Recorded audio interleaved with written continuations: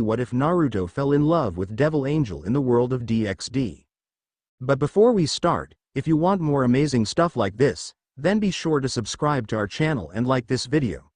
Also, if possible, share this video with your friends. Now, without wasting any more time, let's begin the story. It was hard to believe that it had been years since that time. The end of the Fourth Shinobi War was something he would remember. Destruction, annihilation, death, those were the things that he remembered. In all honesty, it all seemed like a very distant dream. He wasn't sure it was real or not, because at the conclusion of the battle, he fell asleep. Or maybe it would be more precise to say, he died.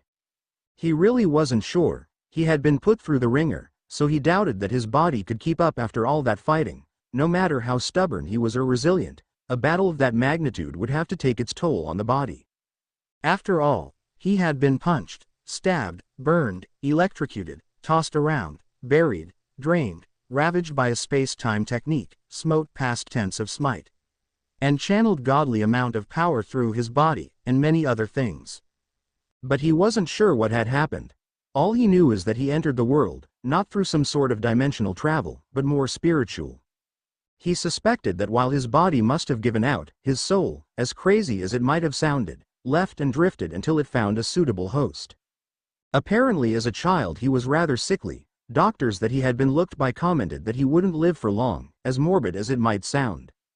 Thankfully there weren't many changes to his appearance. He was taller for one, not taking after his original birth mother. He also no longer had his whisker birthmarks but were replaced by actual scars on his face.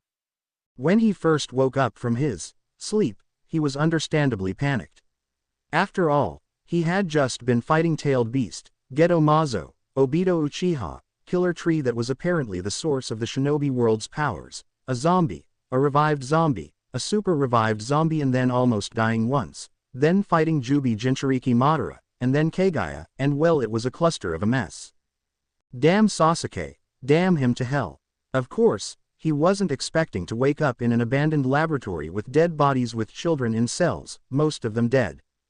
Again, he was understandably panicked as he somehow came to the conclusion that Orochimaru abducted him. He thanked whatever god resided in wherever he was that he was alive, especially after waking up with a big piece of jagged pipe next to him sticking out of the ground. Luckily, while the elemental nations lacked whatever amount of technology he was seeing, it was rather well known how to take a hard drive from a computer. Yeah, they had computers in the elemental nations. They were running experiments, not just any experiments. Human experiments. Thankfully whatever they were trying to do backfired, thus the explosion that resulted in whatever happened to the place. Apparently he was a normal human, that is before the alterations of course. Still he found it funny that even after everything that happened, he still had more to do. That was fine, he'd give it his all, just like everything else. After many escapades, many adventures, many allies gained and enemies made, he finally reached his current situation. While it was not like he hated school, he was just utterly bored in it. Kuo Academy was a prestigious school that up until recently was only attended by girls, was now co-ed. Why would someone such as the knuckle-headed, stubborn, wayward former shinobi like Naruto be at such a place that was well known to house extraordinary people that specialized in one thing or another while he himself had little to no talent whatsoever? None. He was just required by law to attend school during the day, and Kuo happened to be the closest school at his current place. How'd he get caught in the first place? Well, Japan is serious about their students' education for one. But no, Naruto found out something about himself that he himself didn't realize. He had a rather healthy affliction of wanderlust. It had never been a problem back at the elemental nations, why would it be? He had been anywhere he could possibly want to go. He had seen the luscious forest of Land of Fire to the plains of grass in the Land of Vegetables. From the scorching deserts of Suna to the freezing tundra of the Land of Iron. From the shores of the Land of Waves to the peaks of the Lightning Country. In short, he had seen a lot of things, but arriving in a new world, new places and things to explore. He just had to see the world. He was free from his duty as a Konohagakure shinobi, his burden of being a Jinchuriki, which wasn't much of a burden nowadays, and new friends to make.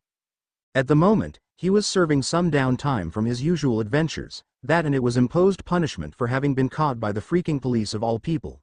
He'd escaped jails and fortresses, but he got caught by regular people. So here he was, in a familiar town that he hadn't lived in for a long time. Of course, people recognized him because seeing a child with blonde hair running around was surprisingly an eye-catcher. He became a sort of staple in the town as the eccentric boy that wandered the world. Yup, Uzumaki Naruto, the world traveler, was resting at the moment. Unaware of the storm coming his way. Naruto. Issei? Naruto questioned as he saw his somewhat pitiful friend charging at him. Hyodo Issei was what Naruto thought to be Jiraiya reborn, because frankly, he could think of very few other people that could match Issei's level of obsession with the female flesh.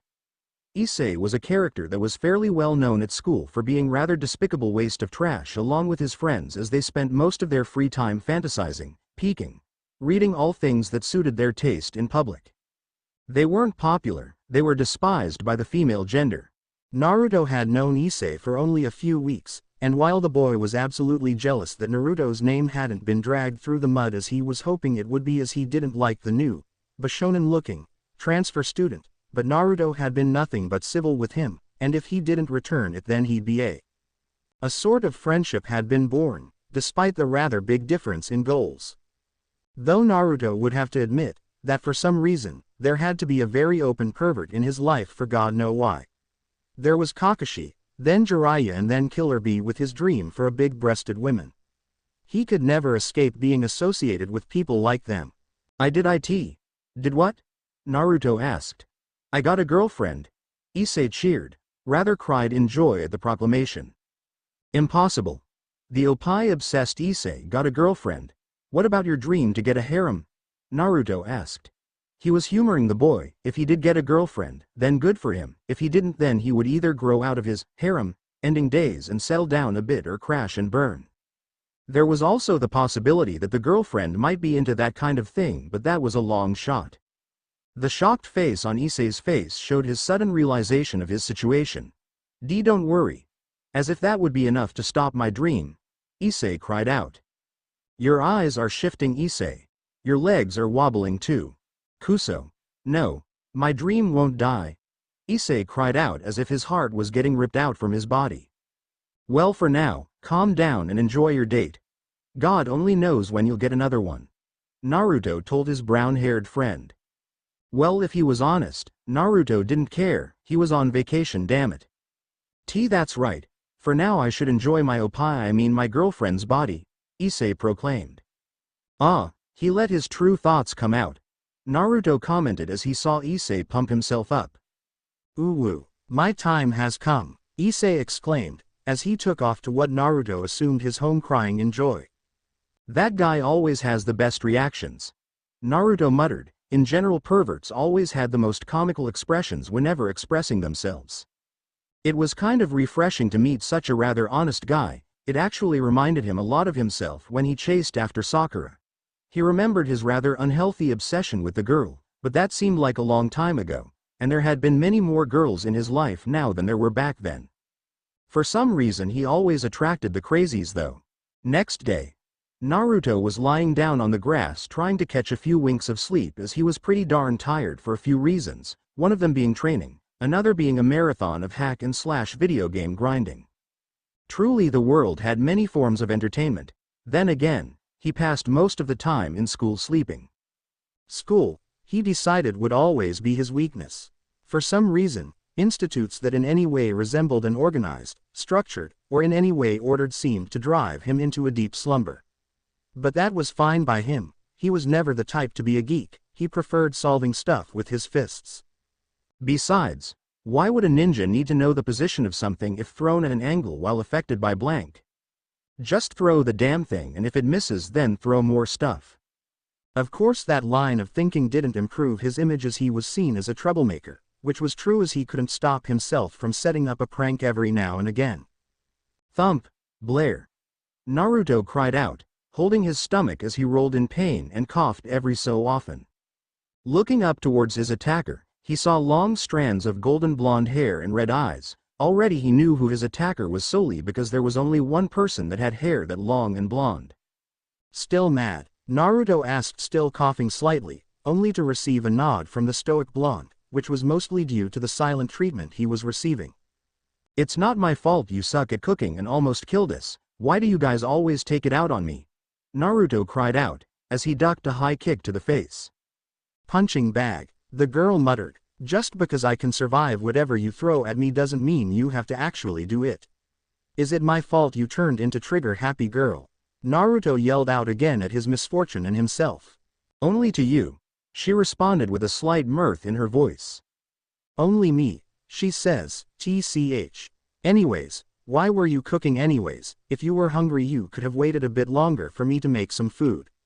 Naruto commented. He was the only cook, no scratch that, he was the only competent cook that they had that didn't go overboard. "It looked interesting," was her only response. Naruto sighed. He honestly wanted to praise the girl's initiative even if it was to satisfy her own curiosity, but she had lacked the type of common sense that was needed to know what to not put in cooking. That, and she put in her own favorite food in everything. Taiyaki stew looked and tasted wrong. "Eve-chan, I'll buy you some books on cooking and how to make taiyaki, just leave the cooking to me," Naruto said. His longtime partner nodded and sat down next to the prone blonde as he sat up and reached to his side where his lunch lay while Eve took out a bag filled with taiyaki and proceeded to eat. "Any info?" the former shinobi asked as he began to chow down. "Unusual movements at the abandoned church. Very likely chance that fallen angels have set up base there. Danger level, minimum," Eve responded. "Their goal? Observation of humans, most likely a sacred gear holder, non-active. However, change to their behavior suggest elimination of target. Target being Hyodo Issei. Issei? Huh, that explains the girlfriend. Anything else? Target is under observation of devils. Suggests that the devil or devils are waiting for the fallen angels to act or hoping to add target as their peerage. Where'd you hide my ramen? Unhealthy, contributed group effort of everyone to keep you from overeating junk food. Damn it, anyways. I don't really want to involve myself with all this, especially with the Cetri and Gremory houses in this school." Naruto groaned. It was rather stupid of them not to change their names. Every person that's aware of the supernatural world would recognize the Gremory name and the features that go along with them, like the red hair. At least the Cetri tried to cover theirs. "Both are associated with current mouths. Advised to stay low and don't do anything stupid," she added emphasis on the word. "Oi. It's not like I want things to happen, I just happen to be around when they do. Please keep your hands to yourself as well. The one time I trip and land on a girl, and you hold it over me forever. That girl now happens to live with us and drags us into more dangerous situations. The fact that you said everything in the exact same tone of voice makes it hard to counter Eve-chan." "Congratulations, you are finally learning. What happened to the sweet, cute, and lovable Eve-chan that blushed when she met strangers and hid behind me? She had to grow up with a blonde-haired, knuckle-headed idiot that attracted trouble. Eve-chan, those words are sharper than knives." School bells ringing.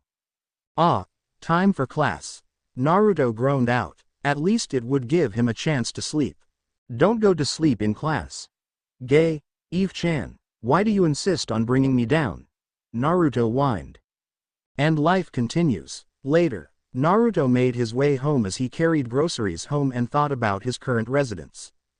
Eve was one of the test experiments along with himself that were supplemented for human experimentation. But unlike himself, Eve's enhancements dealt with a different class of the experiments. What it was in its entirety was a mystery. But what he did know about it was that Eve's experimentation dealt with body manipulation. The original thought of the project might have been, if a human could house a sacred gear, why not make the body itself something along the lines of a sacred gear, i.e. make an arm a sword, etc. Of course, that was all just speculation.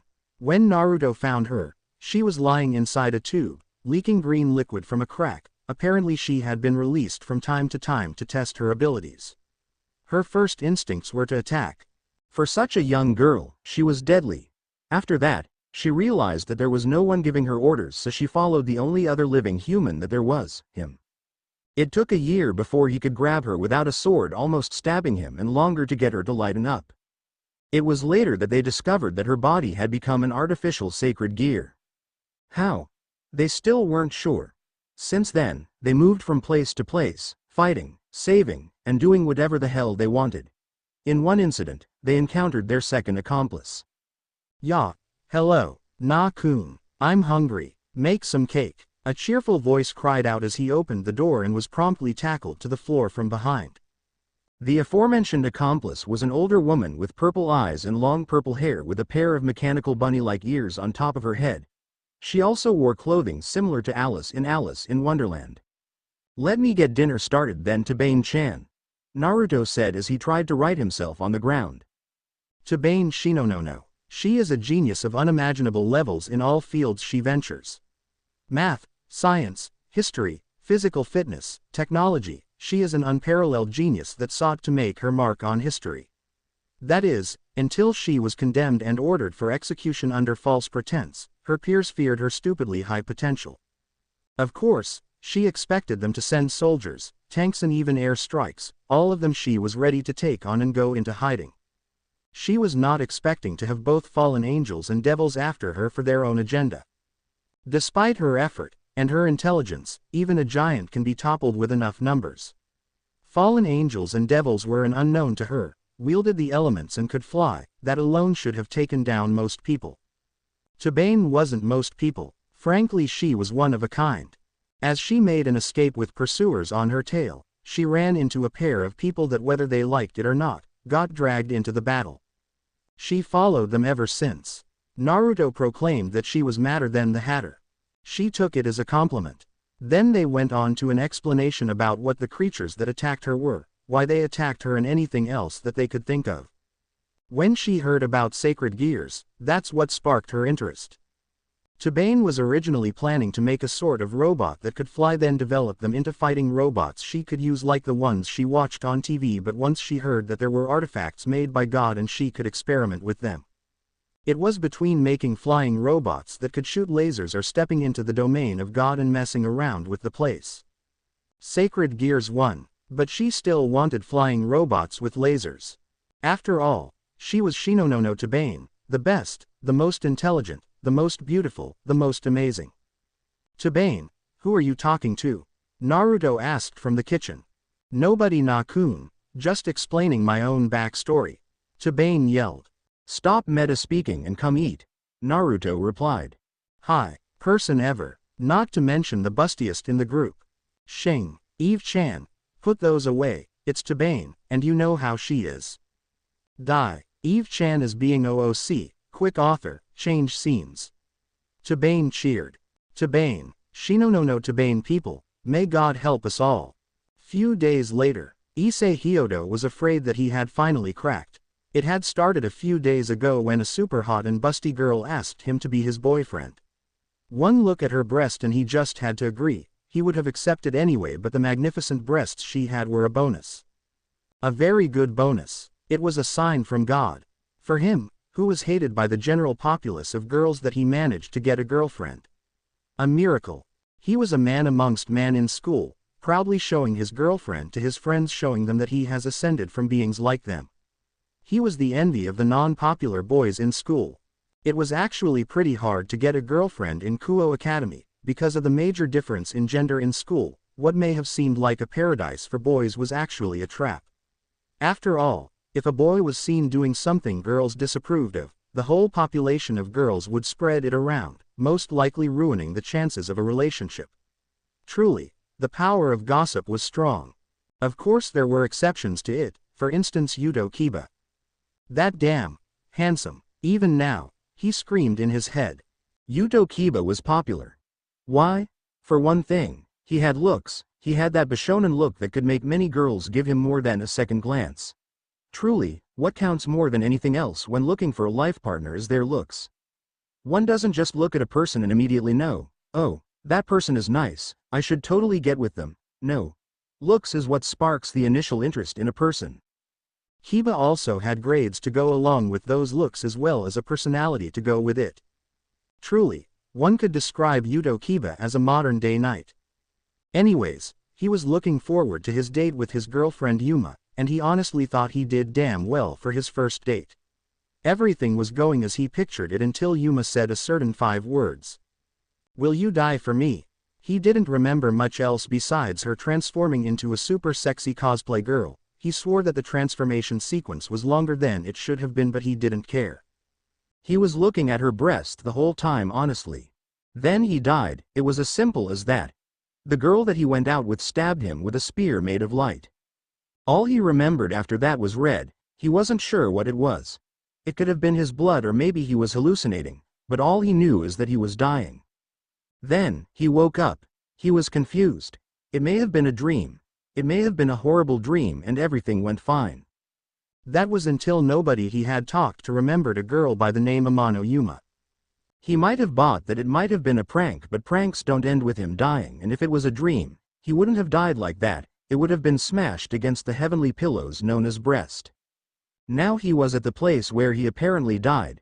No blood, no visible marking, it was as if it never happened. Did nobody really remember Yuma? He jumped when he felt his pocket vibrate. Quickly looking at the caller ID, he picked up the call. Issei, I heard you're having a panic attack or something, you alright? Naruto, do you, by any chance remember Yuma-chan? For the love of Oppai Naruto, please say yes. Yuma, your girlfriend, right? You never introduced me and I never met her. That's pretty much all I know. He remembers. But you do remember me talking about her, right? Calm down, Issei. You're sounding desperate. You mean you making an ass of yourself for a few days when you spoke about her, yeah. Naruto, if you weren't a man I would kiss you right now. I think I'm going insane here, Naruto. No one remembers me talking about Yuma-chan. Naruto? Issei. Do me a favor and say, God, will you? You know the one from the Bible. Sure. God, son of a. Damn it, what is up with this head-splitting headache? Issei. Are you there? Why yeah. What in the world just happened? What the hell did you do, you bastard? Issei, what I'm going to say might sound strange but, Senshi. Naruto, pick up. What was he going to say? It was making no sense to him. What in the world could he have figured out by him getting a headache? He shook himself as he told himself to contact Naruto as soon as possible. As he prepared to leave, a sudden chill began traveling through his body. It was a strange feeling, like when he was being hunted down by angry girls, only this feeling felt more threatening, like it was going to end him. He spotted something. Black things started to fall around him. It took him a second to recognize them. Black feathers, the same as Yuma. Yuma-chan, he said out loud. He spotted a man, wearing a brown coat over his body and a fedora hat. But he wasn't paying attention to that, he was paying attention on the wings behind the man. Angel. Impossible. That was his first thought. Angels were supposed to be a myth or something religion-following people believed. How can such a being exist and nobody know them? Why was one in front of him? Why was it filling him with a sense of dread? To run into someone like you in a place like this, is it chance or fate? The man asked out loud. What in the world are you talking about? I thought. Either way, seeing as how I don't sense your master nor any others here, it means you are astray.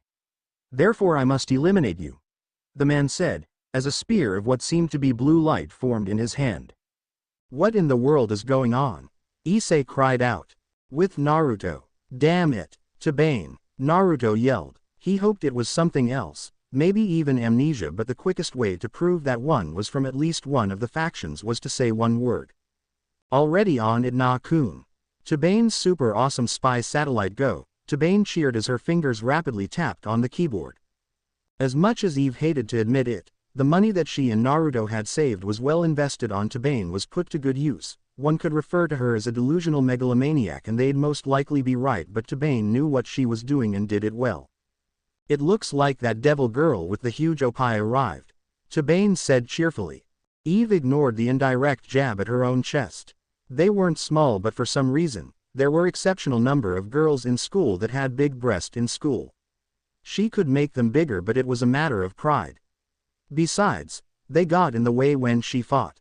Besides, she was still a teenager, they could still grow naturally. Tabane didn't really care about the devil girl. Of course, in Tabane's world there were only a very few she actually considered to be alive in it.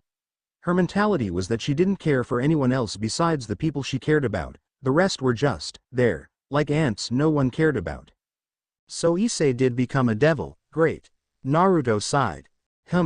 What are you going to do now, Nakun? Tabane asked. We'll stick around for a while. We technically have no reason to stay, and they can't exactly force us to leave because we're just humans with no ties to either of the factions. We have all the information we need to take them out if they get aggressive anyways. Naruto answered. Besides, things are going to get interesting in this town. Tabane pointed out. What do you mean? Eve asked the female genius. Nyahaha, not telling, Tabane chimed. Shing. Above Eve floated various swords, each linked to her hair. The dangerous energy emitting from each showed how serious Eve was. The response. He, VV, Tabane said, making her fingers in a V shape. Naruto didn't know if the woman was teasing Eve or not because Tabane could be complicated. Tabane, what would it take to reveal a hint as to why it would be interesting? Naruto asked, sighing. Tabane's smile, while still her usual ever-present smile, turned almost Cheshire. Should I tell you? I guess I could, only if you and Eve-chan wear this. Tabane said, pulling out something from out of nowhere. The items. A one-piece footy pajama with ears on top of the hood that resembled a fox's, the whole thing colored orange with a white belly center in the middle, while Eve's had a black one-piece outfit with gold trimmings that cut off just below the hips with cat ears on top with cat paws for sleeves. Imagine Taukaka's outfit from BlazBlue but black and gold trimming and smaller hand-paw things. Both of them looked from the suits to Tabane and back to the suits and then back to Tabane then to each other. They were used to Tabane's eccentric behavior, so putting on clothes wasn't much deal. They both said, then received a bear hug from the giggling Perplet. Nakun and Eve-chan are the best, she cheered, spinning them in her arms. She had ridiculous strength. So, what's going to make things more interesting? Naruto asked as Tabane finished spinning them around. The red one will awaken soon, she said simply. The red? Naruto started saying. Eve ended. Yup, they say that when there's a powerful person, powerful people tend to gather amongst them, right? Well, that's what will happen right now, Tabane explained. The Welsh dragon, to believe that boy possessed it, Eve muttered. She was easily able to deduce Tabane's hint, as Tabane would refer to it as. This is bad, Naruto said. Too many important people are coming to this town, Naruto said. Nakun, I'm hungry, Tabane pleaded. Whined. Naruto sighed. Tabane always knew how to change the subject, too abruptly in fact. Alright, I'll go get the food. Can you make some onigiri till then, Eve-chan? Naruto asked. Eve nodded. Eve-chan, Tabane said as she held the pajama suit up to her. Eve had a small blush on her face, mostly because of how close it would be to exposing her underwear. And now, Eve said as she stuttered in surprise. Tabane nodded eagerly. Eve let out a sigh. At least there was no chance that Naruto would catch her changing, and it did look a bit cute, possibly, maybe, most likely, just a little bit. Naruto would later get a broken nose for staring at Eve for longer than he was supposed to. Several days later, it was a couple of days later that Issei finally had some time to think. He had been through a lot in the last few days, and even now, he was still trying to process what had happened. He became a devil. What the hell? Of course he wasn't sure if he could be a devil, he was just an ordinary person after all, nothing special about him except his overflowing hormones. Then he met Asia, a person that was just too pure. It really hurt him to see the look of betrayal when she realized that he was a devil. The girl practically risked her life for him, but he was powerless to help. Really, he was at his lowest right now. But she really reminded him of someone, he couldn't really place it. Nobody he knew was as kind as her, nor were they as religious. Maybe it had something to do with her green eyes or her blonde hair. Blonde hair, blonde hair, blonde hair, blonde hair. Naruto. Why did it take him so long to remember? Putting his hand into his pocket to retrieve his phone, he looked through his contacts before finding Naruto's. Hello. This is Naruto. Naruto. Issei. It's about time you called. So, how's your new life playing out for you? It's great. I saw Opie.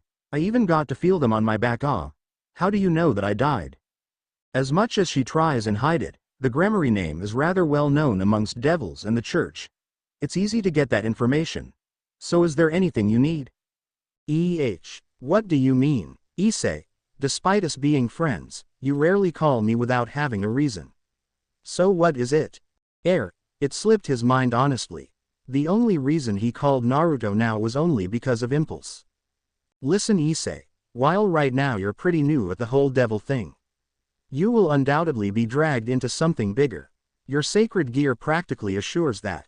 My sacred gear? Never mind. Anyways, I should tell you this now. I didn't come to this city because of choice, rather I was caught by police in Japan as rather strict with their education, so I'm technically on vacation. My real work is basically a mercenary. If you ever need help with something, just give me a call, whether it be devils, angels, or even gods, I'll help, but I'm only helping you because of our friendship. Wait, what's wrong with Bucko? Issei, the world you entered has an astonishing amount of politics. I'm sure you'll find out later, but generally devils can't interfere with angel or fallen angels unless it directly affects them, and vice versa for angels. It's a delicate balance and anything can start a war. That's where I come in. I have no allegiance to either angels or devils, I can act when they can't. I see, he really didn't. He didn't see when he would need someone like Naruto. Just saying. If you ever need any help, when you can't because of whatever reason, give me a call. I don't really understand, but I got it. Don't die anytime soon, Issei. Don't say a thing like that. Hanging up the phone, Issei sighed once more as his previous normal life had been altered. Then he really had to think about it.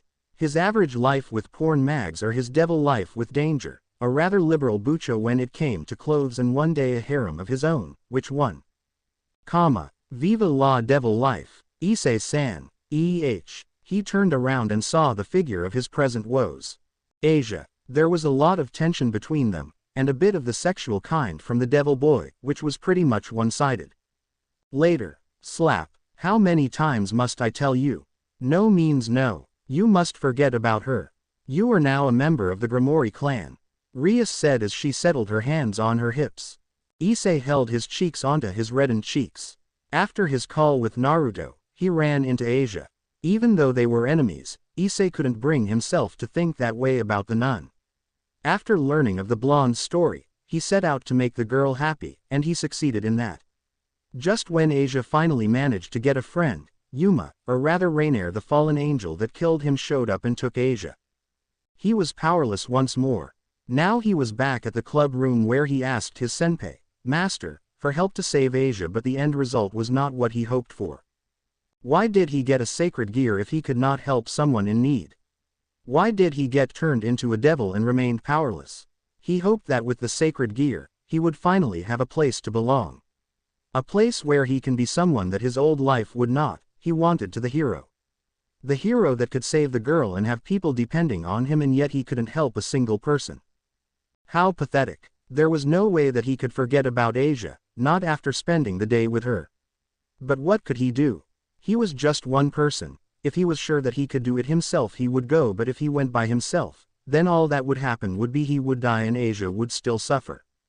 I understand, Bucho, he said, his voice shaking.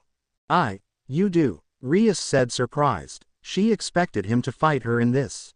If there's nothing you can do, then it can't be helped. I'm not strong enough to make a difference, even if I went. I apologize, Bucho, for making such an unreasonable request, Issei said, bowing. As long as you understand, Rias said. Sorry, Bucho, but today took a lot out of me. Do you mind if I head home? Issei asked. Yeah, good night, Issei, Rias responded. Good night, everyone, Issei said as he left the clubroom. Everyone watched the normally emotional boy walk quietly out of the room. I wasn't expecting him to let go of the issue, Hiba said as he broke the silence. Strange, Kaneko said. Her voice had a somewhat surprised tone to it, although it didn't show on her face. He might have decided to go by himself, Akano commented. Maybe. I can still feel his location, and he's walking a bit fast but not in any rush, but he is walking towards the church, Rias said out loud. So, what are we going to do now, Bucho? Akano asked. Rias sighed before rubbing her forehead before speaking. For now, Kiba and Kaneko will watch him. Me and Akano will go through the back, Rias said. Understood. Both Kiba and Kaneko replied. Still, Issei had to have some sort of plan. he wouldn't have changed his mind so easily unless he did. I wonder what my cute pawn is thinking. Rias said. Oh my, I hope he doesn't hurt himself too badly. Akeno said, but Rias could see her friend said that half-heartedly. As expected of the ultimate sadist, thinking about a friend ing and twitching in pain must be a turn-on for her. Rias was used to this side of Akeno, so it flew over her head. Around the same time, ring equals. Hello, Issei. Can't say I was expecting you to call so soon, but whatever. Naruto. About that job thing. I need your help. Let me guess, it has something to do with a certain naive blonde-haired nun and a couple of fallen angels, right? How do you know? For one thing, I saw you with her today. And second, you're walking towards the church right now. In fact, look up. He did. When he did, he saw Naruto, standing on top of the light pole that he was above. He was wearing a pair of black pants, a long-sleeved shirt and an orange sweater over it. The only thing normal about Naruto was the fact that he had a grocery bag in his hands. He saw him flick his hand, and pocket what he assumed to be his phone and waved his hand. Naruto had a strange habit of being at the place he was needed most at the right time, or rather the wrong place at the right time. Yo, Naruto! Issei shouted. Naruto jumped down the pole, startling Issei as he was surprised that a human like Naruto survived that without wincing in pain. He quickly shook it off as he was getting used to the strange new world of the supernatural. So, what did you want to talk about? Naruto asked. I need help to save Asia. Issei said, voice sounded like a plead. He ignored the fact that his, friend was on a light pole. Okay, Naruto responded. Just like that, Issei yelled. Well, for one thing, there was no way I was going to let something happen to that girl if I could help it. And second of all, they have something that could be useful later on. As long as I get to keep that, I'll help you for free. Naruto said. Deal, Issei shouted in happiness. Very well. As he said that, he reached into his pocket to grab his phone again and started making a call. It was a fairly quick call, to be honest. It was a simple, we have a job, and a location which was just a few blocks ahead of him. As they started to get close to their location, he swore he heard something, but he just shrugged it off.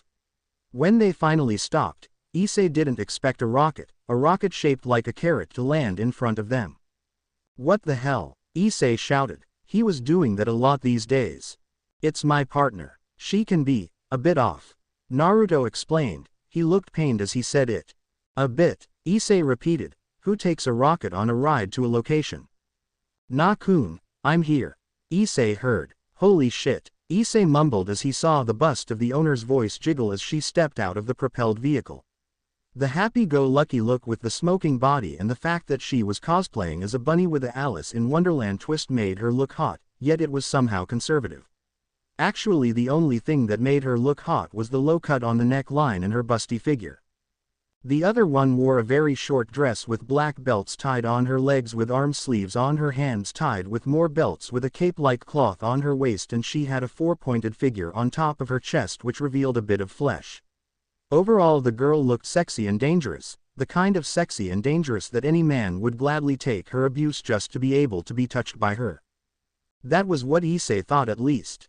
It took him a moment to recognize the girl. She was a student at his school. Now Issei, it's time to introduce the team. The blonde is Eve-chan, you might have seen her around school, and the bunny girl is Tabane-chan, she's a broken character. And once again, I'm Naruto. All of them responded in some form of introduction while Issei looked vaguely embarrassed. We, of the Ichigo Ichii, one time, one meeting, will accept your request. Another location. We better inform Bucho about this.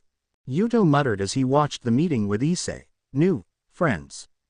He only recognized them because they had bright blonde hair that stood out from the crowd, much like Rias.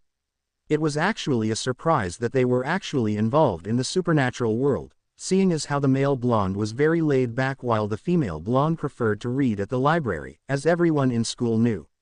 She was actually very popular as she was rather attractive and her demeanor just itched most boys' fetishes.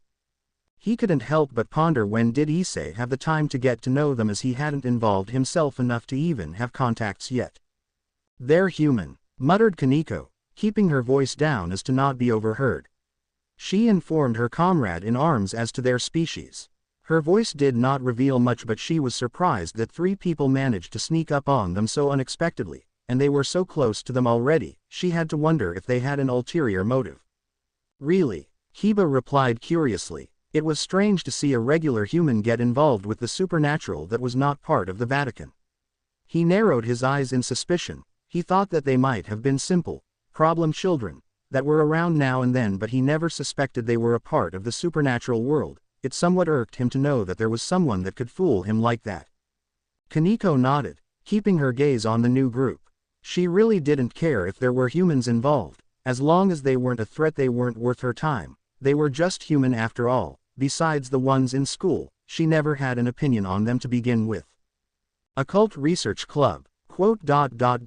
I see. Keep your distance for now. We don't know if they're affiliated with the angels or under orders from the Vatican. It's too risky to get involved now. Rias responded as she ended her conversation with her peerage. She bit her thumb in frustration as her mind raced with ideas to what her next move would be. She had gathered as much information as she could about the group, which unfortunately was not much, as all records dealing with them seemed normal, almost painfully too normal to be real. She could only assume that the group had somehow hacked or changed their own records to reduce any suspicion.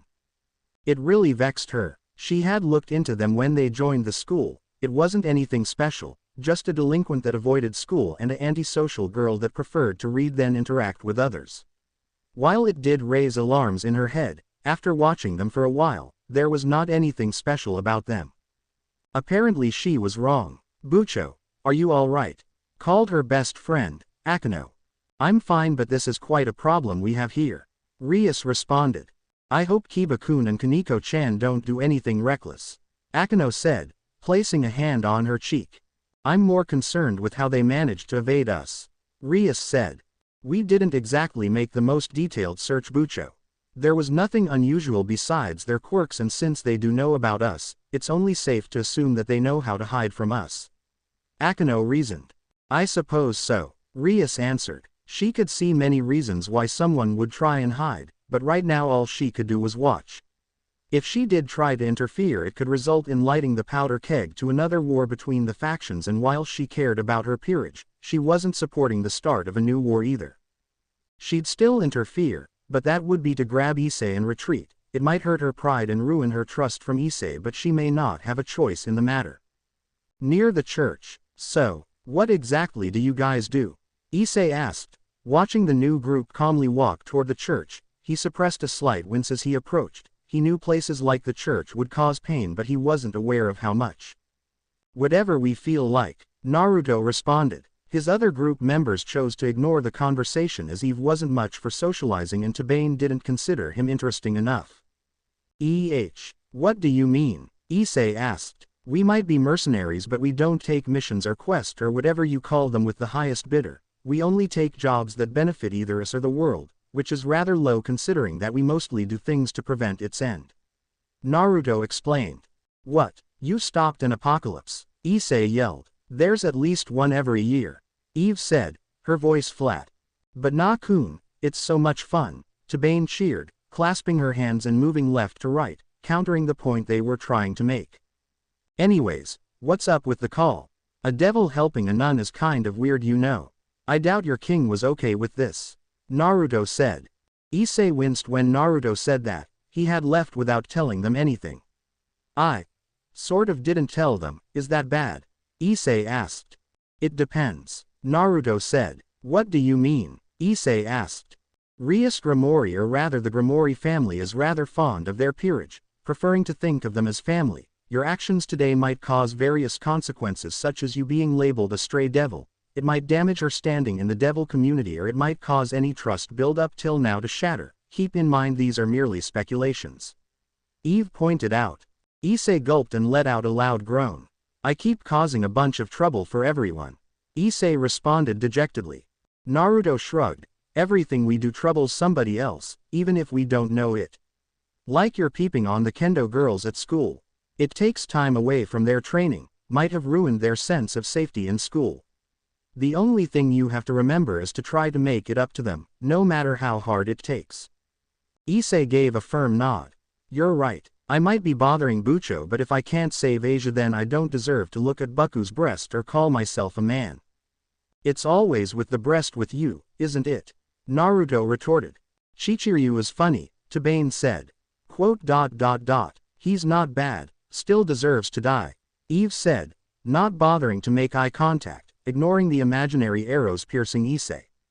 So, how do you want to do this, Issei?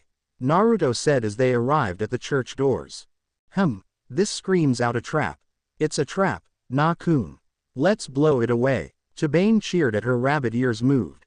Go for it, Naruto said while giving a thumbs up. Wait, shouldn't we? Issei was cut off when the door went flying through the church as Tabane pushed them hard enough to unhinge them. Fuck. They all heard a person swear as the doors crashed into the ground with a large bang and kicked up large amounts of dirt. Fa. Issei looked speechless as he mechanically turned to the bunny-eared girl as she just responded by making a V sign with her hand. I'm mentally and physically over-engineered, she exclaimed. What was she, a robot? Well, physically maybe, but Issei wasn't sure about the mentally part. Bang. Sounds of shots could be heard from the dust that was kicked up from earlier. Issei could only watch in slow motion as bullets made of light went streaking towards him.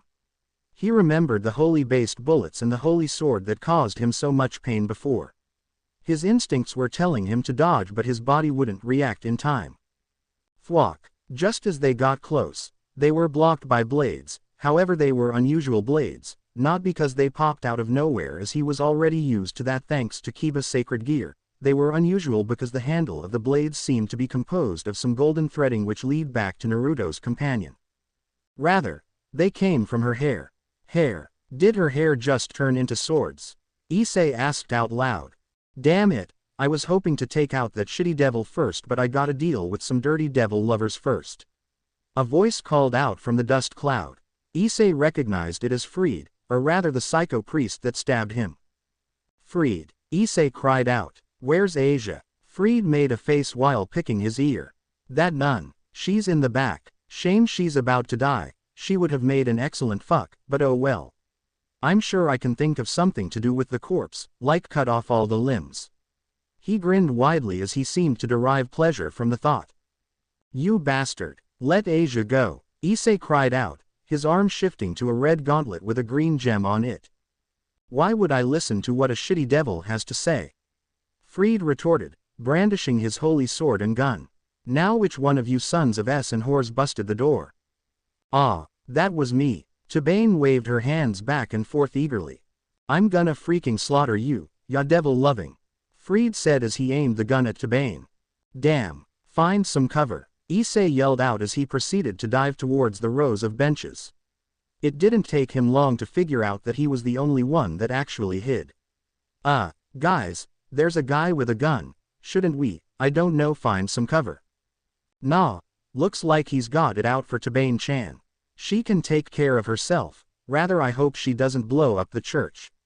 Naruto commented as he and Eve decided to sit back and enjoy the show. Seriously. Very. Na-kun, make sure to give me lots and lots of love after this, okay? Tabane yelled as she stood in front of the psycho priest. You're dating her, you bastard. I respect and despise you now. Issei yelled as tears started falling down his cheeks. She means that she wants me to make lots and lots of sweets later. Naruto responded. Liar. What kind of idiot would believe that? Issei yelled. Tabane-chan is strange like that, Naruto said evasively. Tabane Shinonono has been known to blow up a person because she was annoyed by them. She also threatened a person with lasers if that person didn't bring her some sweets. Eve said nonchalantly. Issei decided to be careful around the insane women, that way lies madness. Issei was about to speak up but was interrupted by the sound of the holy sword in the mad priest possession cutting through the air. Astonishingly, the bunny girl did not even bat an eyelash as she proceeded to intertwine her hands behind her and dodge the swings of the sword. How is she doing that? Issei asked, confused at how someone like Tabane, who didn't look threatening at all, could dodge a sword swing. It's her way of fighting, kind of. Naruto trailed off. Issei said, confused. He got his answer from the golden-haired girl. Tabane is a person whose thoughts center around science. To her, everything can be broken down into numbers and letters. What she is doing right now is determining where and when the priest will attack, how fast, attack range, his reaction towards her actions, as well as her own actions such as how to efficiently move and attack with minimal effort and maximum efficiency. Eve answered. Issei didn't get it, but he knew she was doing something amazing. But, is that even possible? He asked. Well, Tabane-chan is unique. She is able to calculate all that stuff in her head. She also has a body to match her insane thinking process. She is literally a prodigy among protégés that's only seen once every century, probably millennium. Naruto explained. That's. Issei really had nothing to say to that. The fight progressed as Fried pulled out his gun and began shooting Tabane, who proceeded to dodge the bullets of light. Fried clicked his tongue before rushing in and proceeded to close the distance between him and the eccentric girl. With a flurry of motion, the priest swung at Tabane, who just kept herself inches away from the deadly weapon. But the priest wasn't a pushover. He had killed many devils before whom claimed to be more powerful or more faster than him. In the end they all fell to him, laughing madly at their demise. Got ya, ya little bunny. Fried screamed as he pulled a gun to Tabane's face. Not giving the girl enough time to react, Fried pulled the trigger, making Tabane's body fly backwards. At least, that's what it looked like. Tabane's body twisted in midair and like magic, it seemed she stepped on a platform in midair and with it, dashed forward. Fried, not expecting the sudden dash, was unprepared to receive Tabane's rather violent palm thrust to the chest, then the shoulder, and a kick in the stomach, sending him flying towards the wall. Tabane stood, rubbing the back of her head in what seemed to be embarrassment. Ah, I made him fly. Fried shakily stood up. It was obvious he was having trouble standing as he clung to the walls, forcing himself to get up. What the hell was that? Fried yelled before going into a coughing fit. Fried knew how bad it was. He would need to retreat. He was insane, but he wasn't an idiot. The strong die and cowards live to see another day, so what the fuck if he was a coward? He'd get a chance to kill more if he ran. Science. Tabane cheered. It was true after all. If Naruto could fly, Eve could make herself wings to fly. She would have to have something that would let her fly. She does actually. But as Tabane felt that it would ruin the surprise, she went for an alternative. Science this. Fried cried out as he threw down a flash grenade or something like that and made a run for it. The light covered the church as everyone present covered their eyes to block out the blinding lights. When the flash cleared, the mad priest was nowhere to be seen. All that remained of him were trails of blood that led to a shattered window that had been shattered from the original abandonment of the church. Shiro-chan ran away, how sad. Tabane said as her robot rabbit ears notably drooped. Good job, Tabane-chan. Naruto cheered as he gave a thumbs up while Eve merely walked towards the altar where a large podium lay, covered with clothes, candles and other objects one would expect to find in an altar. Where's Asia? Issei commented as he finally snapped out of his stupor. He looked around but found no indication of there being other people in the building except himself and Naruto's group. I bet there's a secret entrance to some underground room where there will be monster spawns like slimes and skeletons. It happens all the time in games. Tabane pointed out. No deal. Besides, you pulled the blueprints out of City Hall before we got here, so you know how the building is built. Naruto argued, drawing a sheepish look from Tabane. Ah, Nakun caught me. Anyways, the Chamber of Secrets is beneath that. Pointing at the altar in front of them. I feel like we just pissed off a large number of people. Issei suddenly said out of nowhere. It happens all the time with Tabane-chan. Anyways, Eve-chan, can you?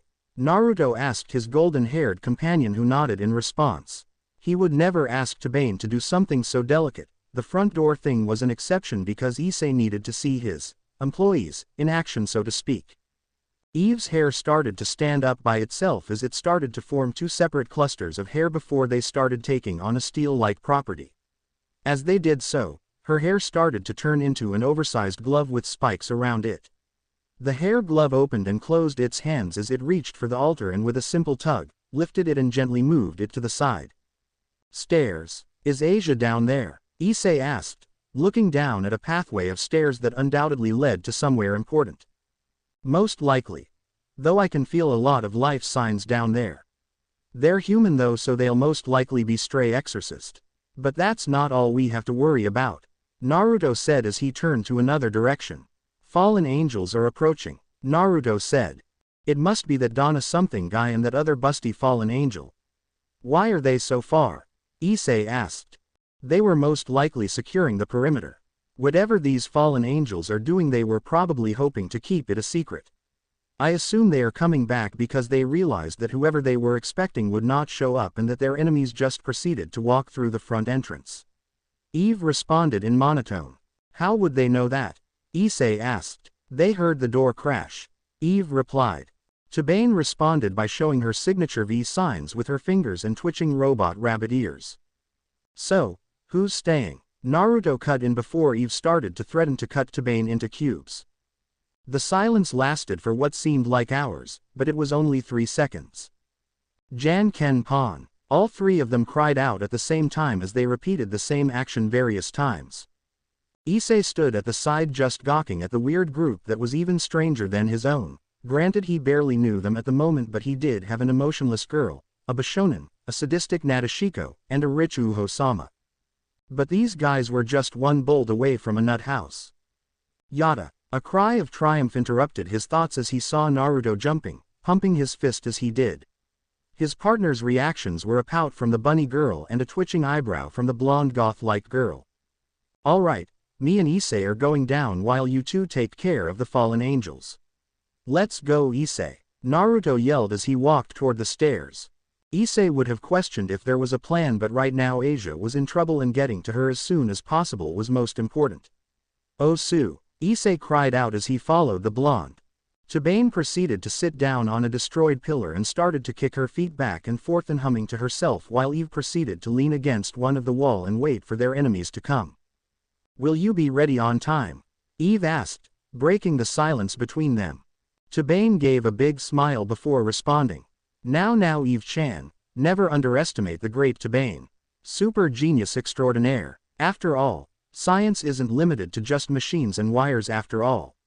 She said, while jumping down.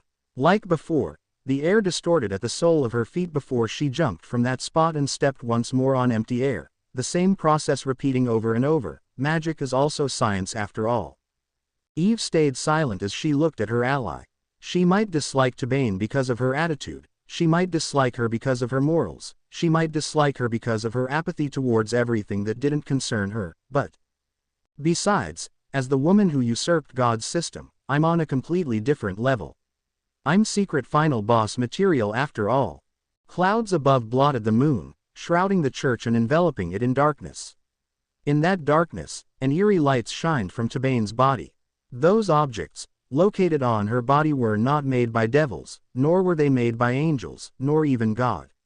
They were creations of man, more specifically a woman who invaded God's dominion and created what should have belonged to him and him only, God himself.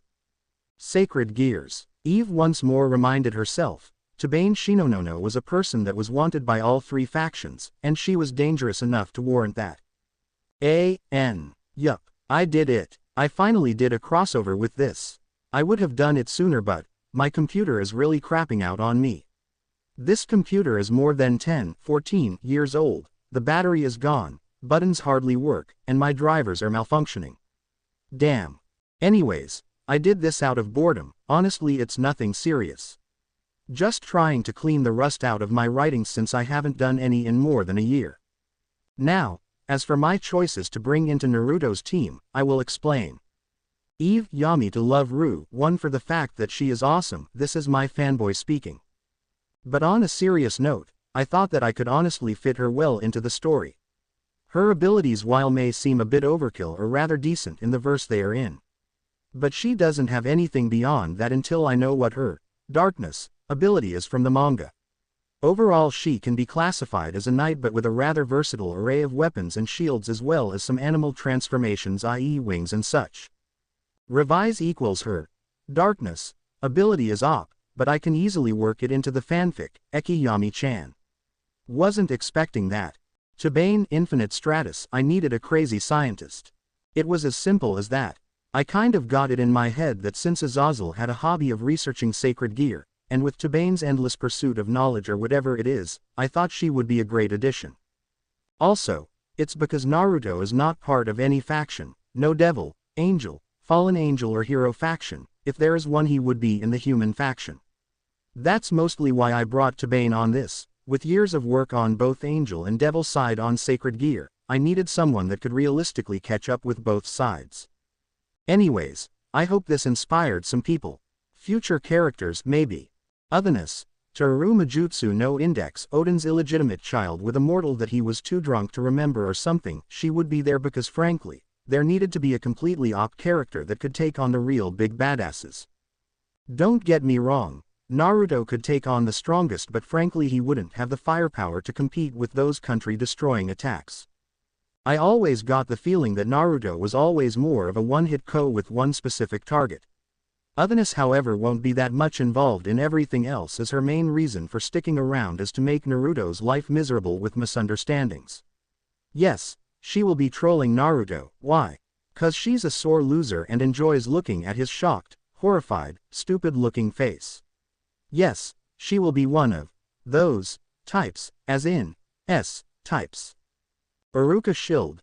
Needless fallen angel. Iruka would mostly fit the bill as his moral compass because everyone else's is just god-awful.